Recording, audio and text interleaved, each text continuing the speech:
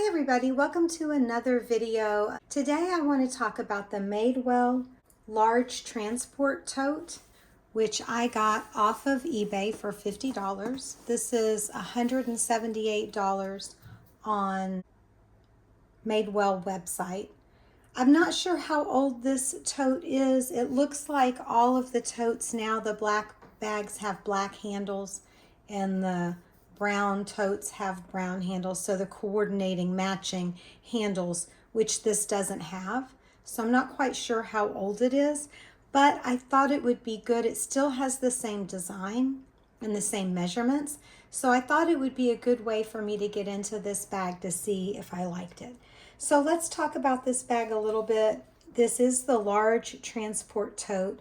It is 13 3/4 inches tall. It is 14 inches across. It's 6 1/4 inches deep. And it has an 8 1/4 inch handle drop. This is vegetable tanned leather. It does have an interior zip pocket, which has their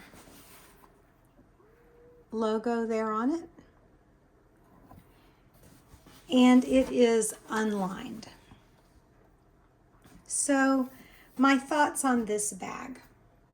I teach, and so I'm off for the summer. So I tried to use this bag as just a running around town bag. And it might be true with any bag this size. Of course, you can see one reason why I have a problem with it. I have a hard time keeping it open. It wants to collapse on itself. But if I don't have it filled up, it seems like I like things to stand up in the bottom of my bag. And it doesn't really do that in here. Well, it kind of looks like it is now. But when I tried to take it around town, I didn't really like how my things fit in there, because it just seems like they just kind of get mixed up in there. That's one thing. I mean, I guess that's not a big thing. I don't like that it doesn't stand open very well. I mean, if it's full, it'll kind of stay open like that. But if it's empty, it doesn't stand up on its own. It doesn't have an outside pocket. And the biggest problem with it is this handle drop for me. The handle drop is 8 1/4, and so it's not long enough to pick up with the hand of the shoulder you're going to wear it on, right? So normally I would pick up my bag I carry it on my right shoulder, so I would pick it up with my right hand, put my elbow through here, and stick it on my shoulder. This one, I can't do that. I have to pick it up with the opposite hand and then place it on the opposite shoulder. And I found that cumbersome, but it might just be because I have been using Portland leather goods bags for so long and they have a more generous handle drop.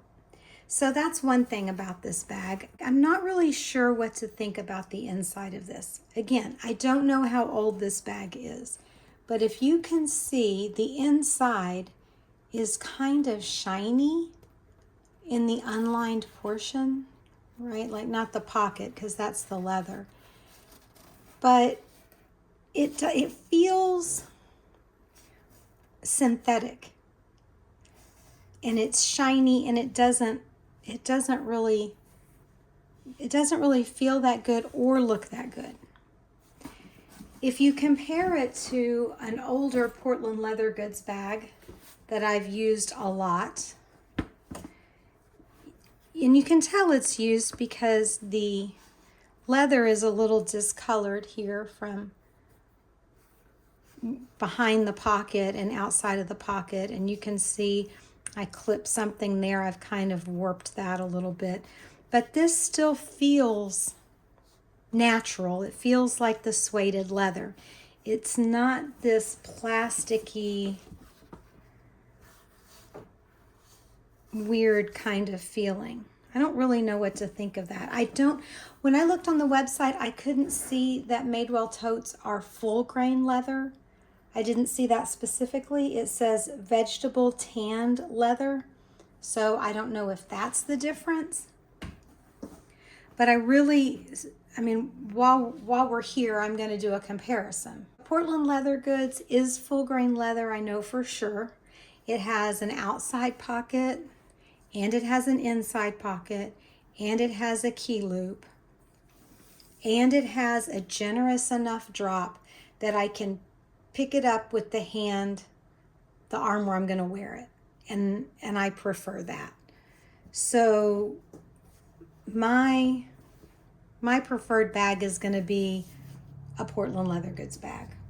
So part of my problem though is I hate to seem ungrateful, but we just got new laptops at work, and this thing is so big that it doesn't fit in my Portland leather goods tote anymore.